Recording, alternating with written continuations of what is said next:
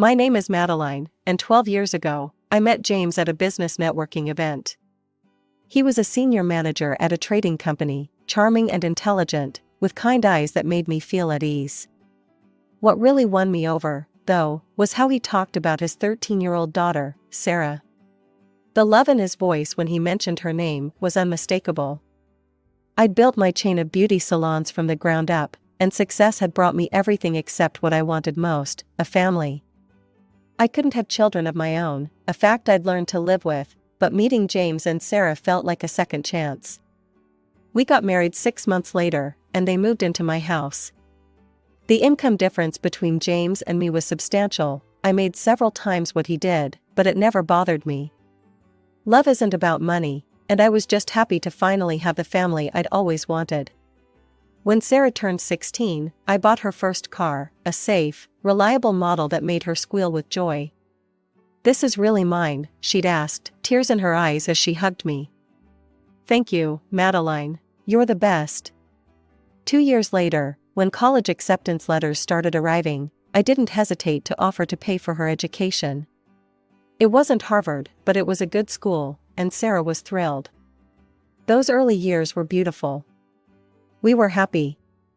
I had everything I'd ever wanted, a loving husband, a stepdaughter who seemed to appreciate me, and a home filled with laughter. Sarah even stayed with us after college, saying she wanted to save money while starting her career. I'll never forget that spring evening when Sarah came home practically glowing with excitement. She'd been dating Michael for 2 years, and I knew him well, a decent young man who worked as a software engineer and treated her like a princess. Still, when she burst through the door waving her left hand with a diamond ring sparkling on it, I was genuinely surprised. "Dad, Madeline," he proposed, she squealed, bouncing on her toes like she was 16 again instead of 25. "We're getting married." James jumped up to hug her while I stood there grinning like an idiot. This was exactly the kind of family moment I'd always dreamed of having. Michael came over later that evening, and we opened a bottle of champagne I'd been saving for a special occasion. "I know this is a big ask," Sarah said, looking nervous as she played with her engagement ring. "But we've been looking at venues and everything, and—" "How much?" I asked, already reaching for my phone to check my accounts. "Well, with everything included, around 150,000, she said quietly, then rushed to add, "But of course, we don't expect—" "Done," I interrupted, smiling. "I'll set up an account tomorrow that you can access for all the wedding expenses." The look of relief and joy on her face made every penny worth it. "Really? Oh my God, Madeline, thank you so much." She threw her arms around me, and I hugged her back tightly, remembering that teenage girl who'd first welcomed me into her life. The next few weeks were a whirlwind of excitement. Sarah included me in everything at first. We'd sit at the kitchen table late into the night, looking at wedding magazines and Pinterest boards. She'd text me pictures of dresses she was considering and ask my opinion on color schemes. "What do you think about these flowers?" she'd ask, showing me photos of elaborate bouquets. "Too much? Not enough?" "I love the pink peonies," I'd say, and she'd make notes in her wedding planner. She found her dream dress, a stunning designer gown that cost more than my first car, and I didn't even blink at the price tag. The way her eyes lit up when she tried it on was worth every cent. The venue she chose was spectacular, an elegant historic hotel downtown with crystal chandeliers and marble floors. The menu she selected featured premium dishes that would impress any food critic. I transferred the money as promised, and Sarah dove into the planning with enthusiasm. But then, about 2 months into the planning, something shifted. The detailed updates became shorter, vaguer. Instead of our long planning sessions, she'd rush through dinner and disappear into her room or go to Michael's place. "How's the planning going?" I'd ask. "Fine," she'd reply, barely looking up from her phone. "Everything's on track." When I'd try to get more specific details, she'd give non-committal answers. "Oh, just finalizing some things." Or, "Don't worry, it's all under control." I told myself not to be hurt by this gradual exclusion. After all, planning a wedding is stressful, and she was probably just overwhelmed. Maybe she needed some space to make her own decisions. I remembered being young and wanting to prove I could handle things on my own. James noticed my concern one night as we got ready for bed. "Everything okay?" he asked. "You seem worried." "I'm probably just being silly," I said, trying to smile. "It's just, Sarah seems different lately. More distant." "She's just busy with the wedding," he assured me, kissing my forehead. "You know how it is, so many details to manage. Try not to worry." I nodded and tried to push my concerns aside. But there was a nagging feeling in my gut that something wasn't quite right. The happy bubble we'd been living in felt like it was starting to develop tiny cracks, and I couldn't shake the sensation that this was just the beginning. As the weeks passed, I decided to take a more active role in the wedding planning again. One morning, over coffee, I casually brought up something that had been on my mind. "Sarah, honey, I was wondering about the guest list," I said, watching her scroll through her phone. "Have you figured out how many people you're inviting?" She looked up briefly. "Oh, yeah, we're keeping it small, about 50 people." "That's nice, intimate," I nodded, then added, "I'd love to include my parents and my sister. They've always adored you, and they'd be thrilled to be there." The change in Sarah's expression was immediate and startling. Her face hardened, and she put down her phone with deliberate slowness. "Actually, we're only inviting close relatives and friends. This is supposed to be a really personal celebration. I don't want to include people who aren't, actually family." The words hit me like ice water. After 12 years, after everything we'd shared, my family wasn't actually family to her? I took a deep breath, trying to keep my voice gentle. "Sarah, I understand wanting to keep things intimate, but my parents have known you since you were 13. They'd been to every one of your birthdays, your graduation." I paused, then added quietly, "And I am paying for the entire wedding. Surely we can make an exception for 3 people who care about you." Her face immediately twisted into a pout, and I could see the anger flash in her eyes at the mention of money. She pushed her chair back from the table with more force than necessary. "Fine," she snapped. "I'll send invitations to your mom and sister. Happy now?" Before I could respond, she grabbed her phone and stormed out of the kitchen. I heard the front door slam a few minutes later. That evening, James came into our bedroom with that look on his face, the one that told me I wasn't going to like what he had to say. "We need to talk about what happened with Sarah today," he began, sitting on the edge of our bed. "Okay," I said, putting down my book. "What about it?" "She called me crying earlier. Said you were really rude to her about the guest list. She's staying at Michael's tonight because she's so upset." I stared at him in disbelief. "Rude to her?" "James, she told me my family wasn't welcome at her wedding, a wedding I'm paying for, by the way. And I stayed completely calm when I talked to her about it." "I know, but maybe you could be a little more gentle with her," he suggested. "She's under a lot of stress with the wedding planning." I explained exactly what had happened, word for word, and I could see him processing it. He ran his hand through his hair, something he always did when he was troubled. "Okay," he finally said. "I see what you mean.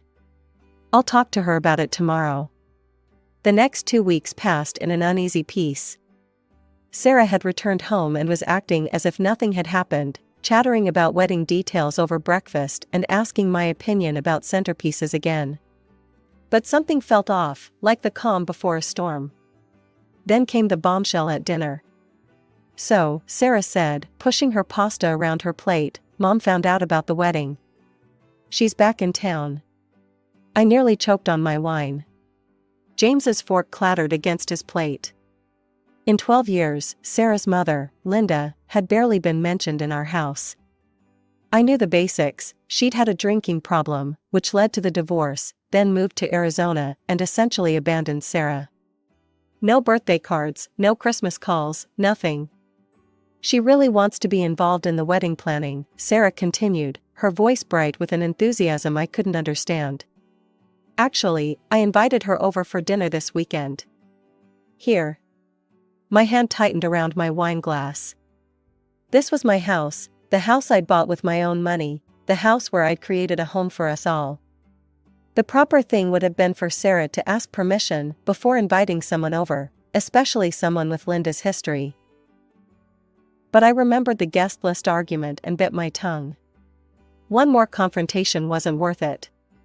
James sat there silently, suddenly very interested in his pasta. That weekend, I spent hours preparing a perfect dinner: herb-crusted rack of lamb, roasted vegetables, homemade bread. I wanted everything to be flawless, though I couldn't explain why I felt the need to impress a woman who'd abandoned her daughter. Linda arrived exactly 30 minutes late. She was tall and blonde like Sarah, but with hard edges where Sarah was soft. Her eyes scanned every inch of my home as she walked in, lingering on the artwork, the furniture, the view from the windows. I recognized the look, envy poorly disguised as appraisal. "What a large house," she said, emphasizing large in a way that made it sound like an insult. Dinner started pleasantly enough, but it didn't stay that way. Linda took a bite of the lamb and pursed her lips. She said, cutting another piece with deliberate slowness. "You know, I always made this with rosemary and garlic. It really brings out the flavor better. Sarah used to love it when I made it." I took a sip of wine and said nothing. "And these vegetables," she continued, pushing them around her plate. "They're a bit overdone, aren't they? I always found that keeping them crispy makes them so much more appetizing." With each criticism, I waited for James to say something, anything. He'd been married to this woman, he knew exactly who she was and what she was doing. But he kept his eyes on his plate, cutting his food into smaller and smaller pieces. I sat there, watching this woman criticize my cooking in my own home, while my husband stayed silent and my stepdaughter beamed at her long-lost mother as if she'd hung the moon. Something inside me shifted, hardened. As dinner wound down, Linda dabbed her lips with her napkin and turned to Sarah. "So, honey, tell me about the venue. Which hotel did you pick?" "The Grand Morrison downtown," Sarah replied, brightening at the change of subject. "It's beautiful, Mom. They have these amazing crystal chandeliers and—" "The Grand Morrison?" Linda's face wrinkled with distaste. "Oh, sweetie, you can't have your wedding there. That place is so basic. Now, the Belmont Plaza, that's where you should be having it. Much more prestigious." I gripped my fork tighter, knowing the Belmont Plaza cost nearly twice what we were already spending. "The wedding we're planning isn't exactly cheap," I said, trying to keep my voice level. "The Grand Morrison is a lovely venue." Linda's eyes narrowed. "Well, you can't cut corners on your only daughter's wedding. It's the most important day of her life." Something inside me snapped. 12 years of love, support, and financial sacrifice reduced to cutting corners by a woman who hadn't sent her daughter so much as a birthday card. "If you're so concerned about the venue," I said, meeting her gaze directly, "feel free to pay for the Belmont Plaza yourself. Since I'm the one covering the entire $150,000 for this wedding, I think the Grand Morrison will do just fine." The silence that followed was deafening. Linda's face flushed red. She stood up so quickly, her chair scraped against the floor. "I can see I'm not welcome here," she announced, grabbing her purse. "Sarah, call me tomorrow, honey." She stormed out, the front door slamming behind her. Sarah whirled on me, her face contorted with rage. "How dare you?" she screamed. "How dare you throw the money in Mom's face like that? You're cruel and greedy, and you've ruined everything." She ran upstairs, and I heard her door slam too. I sat there, stunned, as James helped himself to another glass of wine. Later that night, he came to our bedroom looking stern. "You need to apologize to Sarah," he said. "What you said to Linda was completely out of line." I stared at him in disbelief. "Apologize? For what? Telling the truth? Your ex-wife came into my house, criticized everything I did, and then suggested I was being cheap about a wedding I'm paying for entirely on my own. Still, you didn't have to embarrass her like that. And now Sarah's upset." "I'm not apologizing," I said firmly. Not this time. He grabbed his pillow. Fine. I'll sleep in the living room until you come to your senses. The next morning, my phone rang while I was making coffee alone in the kitchen. It was my mother. Maddie, honey, she said, her voice concerned. I wanted to ask you about Sarah's wedding. What's the date and venue? Dad and I haven't received an invitation yet, and neither has Jenny. I thought they must have gotten lost in the mail. I sat at the kitchen counter for hours after my mother's call, my coffee going cold beside me. The morning sun crawled across the floor as I waited, my anger building with each passing minute. Around 11, I heard Sarah's key in the lock. She'd been out since breakfast, probably with Linda. Sarah, I called out, my voice steady, despite the rage simmering inside me. We need to talk. She walked into the kitchen, still wearing yesterday's clothes. What is it? She asked, not quite meeting my eyes. I just got a call from my mother, I said, watching her face carefully. She was asking about the wedding invitations, the ones that apparently never arrived. Sarah's expression hardened, a look I'd never seen before crossing her face. She lifted her chin defiantly. I'm not inviting them. Excuse me? I'm not inviting strangers to my wedding, she said, each word deliberately cruel. The word strangers hit me like a physical blow. My parents had been at every Christmas, every birthday, every milestone for 12 years. My sister had helped Sarah prepare for her college interviews. Strangers? That's wrong, Sarah, I said, fighting to keep my voice level. And it's ugly. These people have loved you and supported you for years. She laughed, a harsh, bitter sound I'd never heard from her before. You want to talk about ugly? After what you did to my mom last night? Her eyes flashed with anger. Actually, you know what? I don't want you at my wedding either. Time seemed to stop. The kitchen fell silent except for the quiet hum of the refrigerator. 12 years of love, support, and sacrifice reduced to this moment. Let me make sure I understand, I said slowly. You don't want me, the person paying for your entire wedding, to attend? That's right, she said, lifting her chin higher. I felt an odd sense of calm wash over me. All the hurt and anger of the past few weeks crystallized into perfect clarity. I smiled, which seemed to unnerve her slightly. That's fine, I said, my voice pleasantly light. I won't come to your wedding. Without another word, I walked upstairs to my home office. My hands didn't shake at all as I logged into my banking app and revoked Sarah's access to the wedding account. It took less than a minute, just a few clicks to end what had taken 12 years to build. Next, I called Robert, the wedding planner. He answered on the second ring. Robert, this is Madeline Harrison. I need you to cancel all the wedding arrangements. Excuse me? He sounded bewildered. Is everything all right? No, it's not, I said honestly. But it will be. Please cancel everything and process the refund to my account. The Grand Morrison was my next call. The events manager was apologetic but firm. They couldn't refund the deposit for the food and beverages that had already been ordered. It was a few $1,000s lost, but at that moment, it felt like money well spent. That evening, the house was silent. James was still sleeping in the living room. I could hear him shifting on the couch as I got ready for bed. As I lay there alone in the dark, I realized I didn't feel sad anymore.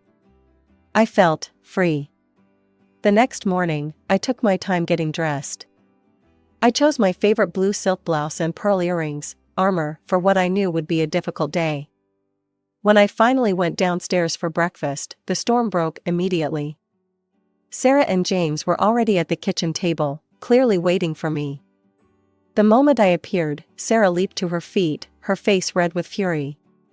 What did you do? She screamed. How dare you cancel my wedding? How dare you block my access to the account?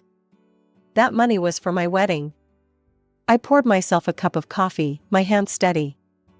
I'm not going to sponsor a wedding I'm not invited to, I said simply, taking a sip. You can't do this. Sarah's voice rose higher, tears starting to stream down her face. You've ruined everything. The venue, the flowers, the dress, it's all gone. I set my coffee cup down carefully. Actually, I can do this, and I did. Why don't you ask the people you actually want at your wedding to pay for it? Sarah's face crumpled. She let out a horrible, gasping sob and ran from the kitchen. Her footsteps thundered up the stairs, followed by the slam of her bedroom door. James stood up slowly, his face dark with anger. Fix this, he growled. Right now. Call everyone back, reopen the account, and arrange everything again. Or I'll file for divorce. The threat hung in the air between us. 12 years of marriage reduced to this moment. I looked at the man I'd loved, really looked at him, and wondered how I'd never seen this side of him before. Okay, I said calmly. File for divorce, I'm not against it. The color drained from his face. He clearly hadn't expected this response. Madeline, you can't be serious. I am, and since this is my house, I'd like you and Sarah to leave by tomorrow. His anger deflated like a punctured balloon. Look, he said, his tone suddenly conciliatory, I overreacted. We need to talk about this, think it through. I've already thought it through, I interrupted. I'm done living with people who don't appreciate or respect me. I'm done trying to buy love. The rest of the day passed in a blur of slammed doors and muffled arguments upstairs. At exactly 7 that evening, James and Sarah appeared in the foyer with their suitcases. Sarah's eyes were red and puffy from crying. I never thought you could be so cruel, she spat. I felt a laugh bubble up inside me, a genuine laugh of disbelief. Cruel? I paid for your clothes, your car, your education. I gave you a home, loved you like my own daughter, and was ready to spend $150,000 on your wedding.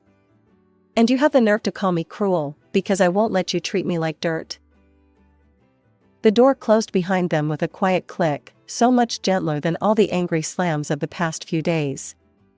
I stood in my foyer, and listened to the silence of my house. The house felt different after they left, lighter somehow, as if a weight I hadn't known I was carrying had been lifted. I spent the first few days reorganizing spaces, reclaiming rooms that had slowly become filled with Sarah's things over the years. It was therapeutic, like cleaning out an old wound. Then came the message from Michael's mother. It popped up on my social media one evening while I was enjoying a glass of wine on my patio. I hope you realize what you've done, the message read. This wedding could fail entirely because of your actions. How can you be so heartless? I took my time responding, choosing my words carefully. I'm not heartless, I wrote back. I'm just done being disrespected.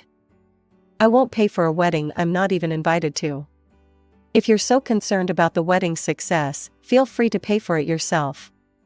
She read the message, but never replied. I imagined her sitting there, probably as shocked as James had been that I wouldn't back down. It's funny how people react when you finally stand up for yourself, like they can't quite believe you've stopped playing by their rules. I contacted my lawyer the next day. She'd helped me draft the prenup 12 years ago, and now she'd help me end the marriage it had protected. The divorce papers were ready within a week. When I called James to tell him they were ready, he tried his old tactics again. Maddie, please, he said, his voice soft and pleading, the voice that used to make my heart melt. We can start over. We can fix this. I hung up. He came to get the papers the next morning. He looked older somehow, tired. The competent man who'd threatened me with divorce was gone, replaced by someone who seemed lost. Sarah's been crying nonstop, he said, standing in my foyer, no longer our foyer. The wedding's going to be at City Hall now. No reception, no flowers, no fancy dress. Just a basic ceremony. I shrugged, remembering all the tears I'd shed over their betrayal. That's not my problem. How can you be so cold about this? It's not cold, James. It's just not my responsibility anymore. He took the papers and left. I watched him walk to his car, the car I'd bought him, and drive away. It felt final, but not sad. Just finished. The divorce was completed 2 months later. The prenup made everything simple. He couldn't touch my house, my business, or any of my assets. Sometimes I wondered if he'd ever really read that document, if he'd understood what it meant when he signed it 12 years ago. It didn't matter now. People ask me sometimes if I know how Sarah's wedding went. If she wore the dress she'd chosen, if Linda was there, if it was everything she'd dreamed of. I honestly don't know. I blocked them all on social media, changed my phone number, moved on with my life. What I do know is this: you can't buy love. Not real love, anyway. You can't purchase respect or gratitude or loyalty. I spent 12 years trying to build a family with my checkbook, and in the end, all it got me was a front row seat to watch that family choose someone else over me. But here's the thing about endings: they're also beginnings. My house is peaceful now. My business is thriving. And when I sit in my garden with my morning coffee, watching the sun rise over my flowers, I don't feel lonely. I feel free.